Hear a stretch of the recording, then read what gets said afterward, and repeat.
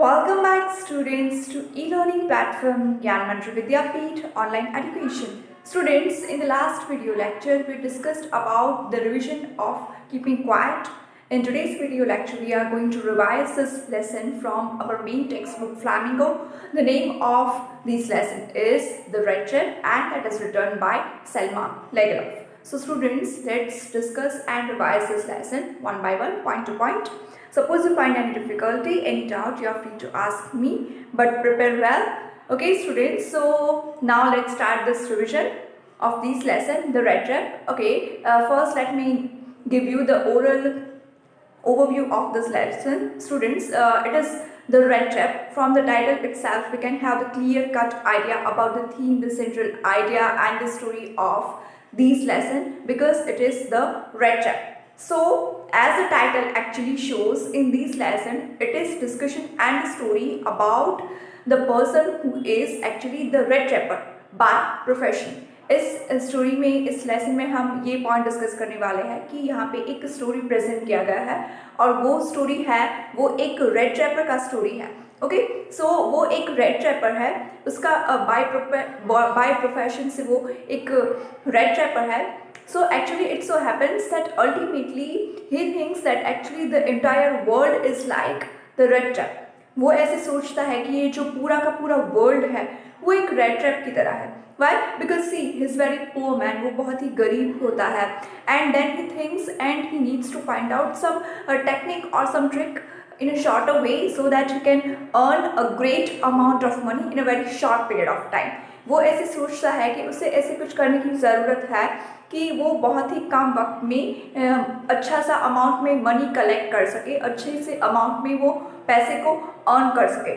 So he just has that kind of idea in his mind and it so happens that once upon a time he was wandering. वो ऐसे घूम रहा होता है, फिर वो वहाँ के पास में आकर there was a kind of house, a kind of hut and he enters that area and there is an old man. वहाँ पे एक old man है, वो जो रहते हैं, वो hut में जो रहते हैं and that old man is very wise person. वो बहुत ही अच्छे आदमी होते हैं, बहुत ही अच्छे इंसान होते हैं and it so happens that this old man is very much frank, honest and we can say that there is no kind of cleverness in his mind. वो बहुत ही भोले होते हैं और उनमें ऐसी कोई होशियारी नहीं होती है और वो अपने भोलेपन में आकर सभी कुछ अपनी जो सीक्रेट्स होते हैं प्रॉपर्टी के बारे में, मनी के बारे में, वो सभी कुछ वो रेड ट्रैपर को बता देता है.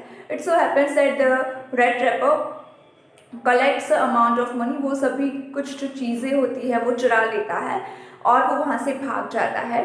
And then here the story takes the different turn. यहाँ पे एक टर्न जो होता है वो कंप्लीट होता है, एक जो फेज होता है वो यहाँ पे कंप्लीट हो जाता है.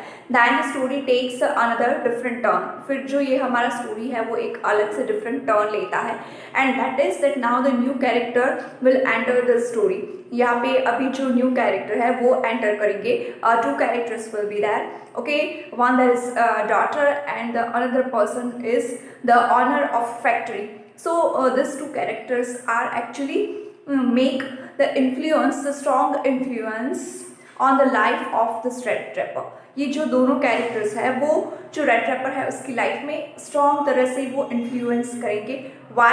Because it seems that actually the red trapper is like the friend of that honour. उसे वो ऑनर जब उन्हें देखते हैं, रेड ट्रैपर को देखते हैं, तो उसे दूर से ऐसे तरीके से उसे लगता है कि वो उसके फ्रेंड है. सो वो उसे अच्छी तरह से वेलकम करते हैं, वो उन्हें अच्छी तरह से उनकी खातिरदारी करते हैं. And then it happens that when the red trapper gets refreshment and is well dressed up, then they could realise that actually oh this is not the same person they were believing about him. फिर उन्हें ऐसे पता चलता है कि वो यही इंसान नहीं है, उनका फ्रेंड नहीं है जो कि वो उन्हें मान रहे थे. And then but then also actually the daughter insisted about this thing. वो डॉटर ऐसे बोल रही है कि अभी क्रिसमस का फेस्टिवल भी आ रहा है, सो हमें उसे यहाँ पे रहने देना चाहिए. And then the mind of the red trapper changes. फिर जो ये रेड ट्रैपर होता है ना, उसका माइंड पूरी तरीके से चेंज हो जाता है. उसे सब कुछ अपना मिस्टेक रियलाइज हो जाता है और वो डिसाइड करता है कि उसने जो किया है उसके लिए उसे रिपेंट करना चाहिए और उसे अपनी मिस्टेक जो है उसे इम्प्रूव कर देनी चाहिए और उसमें करेक्शन लाना चाहिए. देन जो भी उसने कलेक्ट किया होता है, जो भी उसने स्टील किया था एक्चुअली वो ओल्ड मैन के पास से, वो सारी जो चीज़ें हैं वो एक जो रेड टेप होता है उसमें वो रख देता है and then keeps to note that now he realises all his mistakes. वो अपनी सारी मिस्टेक्स जो है वो रियलाइज़ कर रहा है और इसलिए वो जो अमाउंट है, वो ओल्ड मैन का जो अमाउंट है, मनी है, वो उसे वहीं पे ऐसे छोड़ के जा रहा है। So ultimately at the end of this lesson the red trapper realises his mistake. यहाँ पे जो लेसन जब एंड अप करता है तो जो रेड ट्रैपर है उसे अपनी मिस्टेक को रियलाइज़ करता है और उसे ऐसे फील होता है कि उसने जो कुछ भी किया है वो बिल्कुल भी सही नहीं था। Actually because of his mistakes he was repenting a lot. अपनी ये सारे मिस्टेक्स की वजह से वो बहुत ही काफ़ी रिपेंट कर रहा होता है। So it's about all this thing and the moral of this lesson is, यहाँ का इस लेसन का मॉरल हम ये समझ सकते हैं, if we are going to behave very wisely, very nicely to the people, if we are going to treat the people very well with well manners, that can change the mentality of the people.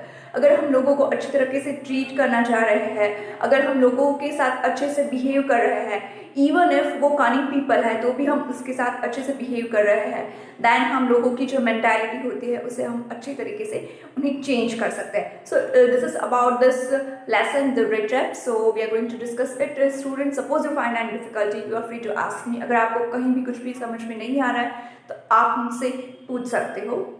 Okay, so now we are going to begin. Once upon a time, there was a man. From the very first paragraph, students, you may keep your textbook also with you. आप अपनी text book को अपने साथ रख सकते हो। First paragraph से हम अभी स्टार्ट कर रहे हैं। Once upon a time, there was a man who went around selling small red strips of wire. He made them himself of odd moments from the material he got by begging in the stores or at the big farms. But even so, the business was not especially profitable. So he had to resort in both begging of petty thievery to keep body and soul together. Even so, his clothes were in rags, his cheeks were sunken, and hunger gleamed in his eyes.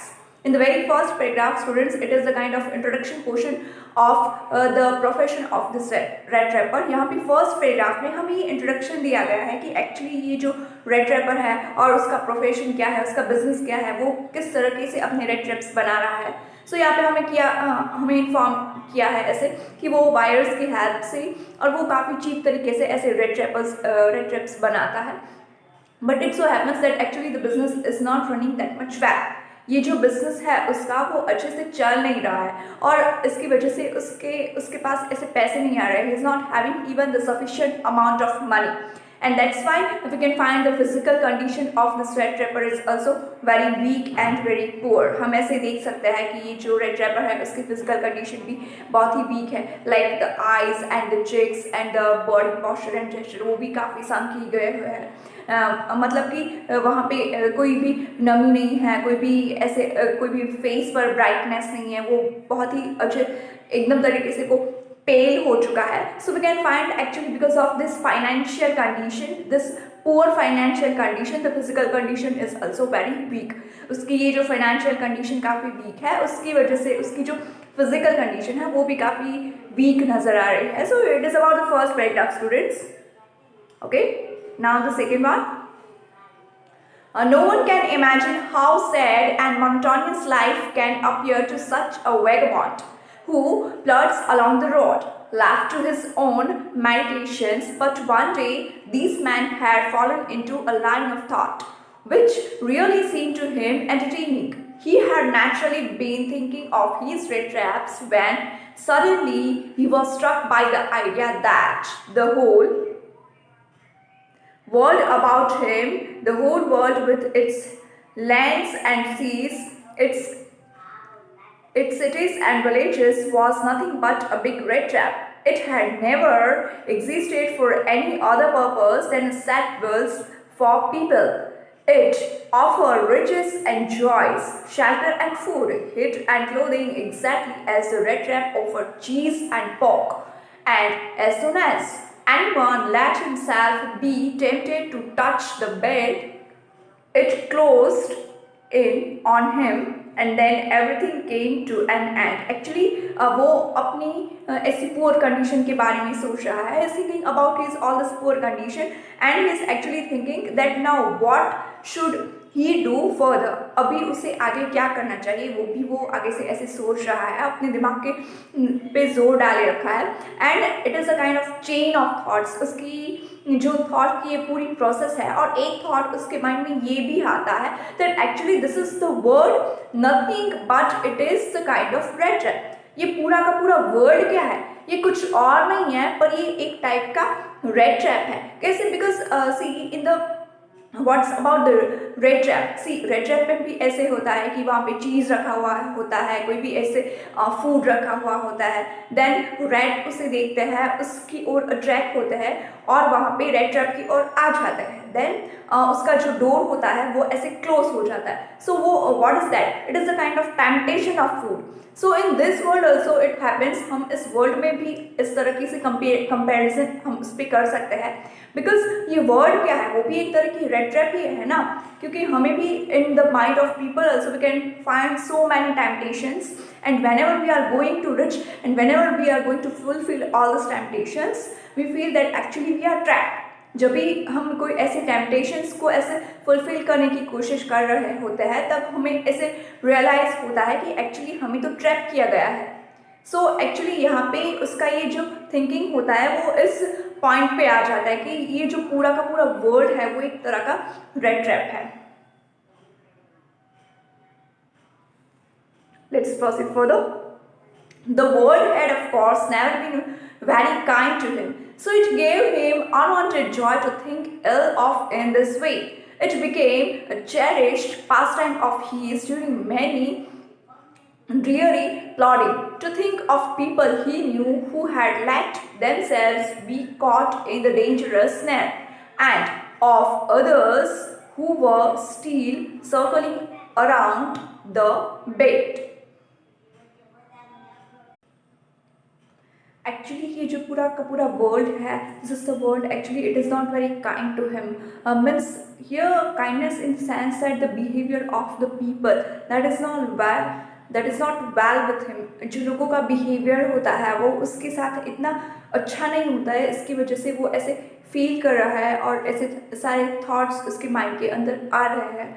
And there is now strong possibility that he will do something unwanted. ऐसी बहुत सारी अभी possibilities हो चुकी है कि वो कुछ ऐसे कर देगा, कोई ऐसे एक्शंस ले लेगा जो कि उसे नहीं करना चाहिए। So it is said here next paragraph students, one dark evening as he has strutting along the road, he caught sight of a little grey cottage by the roadside, and he knocked on the door to ask shelter for the night.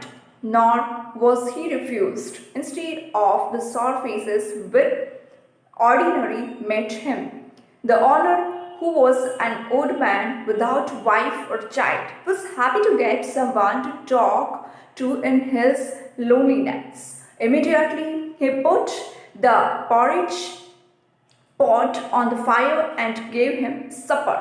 Then he carved off such a big slice from his tobacco roll that it was enough both for the stranger's pipe and his own. Finally, he got out an old pack of cards and played measures with his guest until bedtime.